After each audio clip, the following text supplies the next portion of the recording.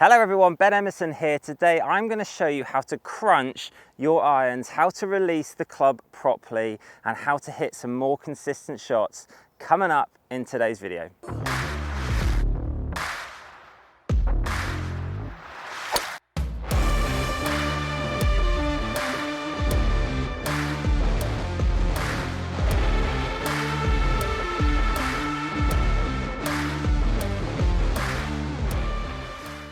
So guys, when we are talking about release, one of the biggest things to understand is what does it mean to you, this releasing of the golf club? So for me, I want to try and think that I'm trying to build up as much energy as I can in my backswing. I'm trying to load into my right side the best I can. So what I can then do is just release all this energy and get it releasing at the point of impact.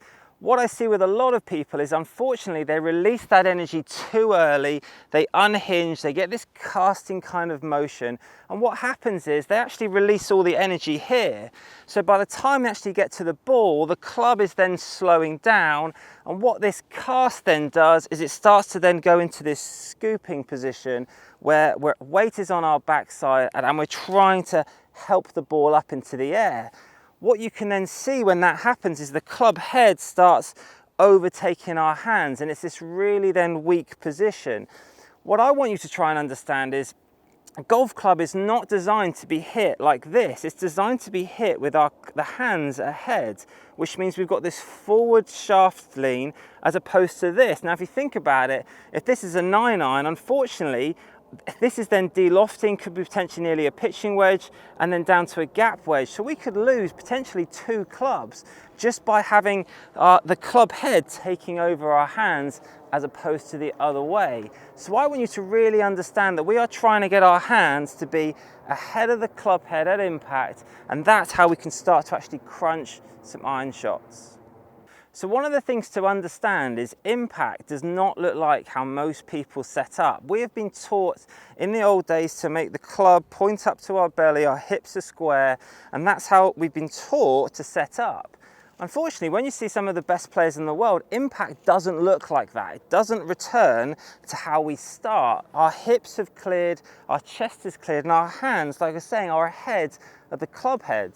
Now, that's an interesting concept. If you were trying to hammer, say, a nail into a wall, you wouldn't start with the hammer not behind the nail. You would start with the hammer behind the nail and you would return to that position.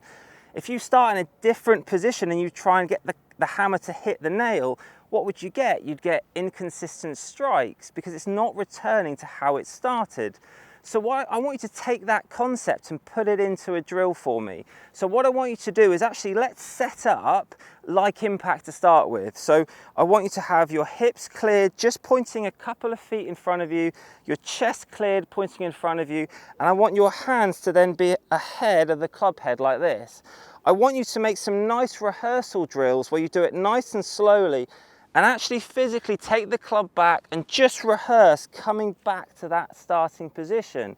So again, hips have cleared, chest is cleared, hands are ahead, and I want you just to get used to taking the club back nice and slowly and returning to this new beautiful impact position. So putting that all together, let's see if we can return to that beautiful impact position we've just been rehearsing, and let's see if we can crunch a couple of iron shots.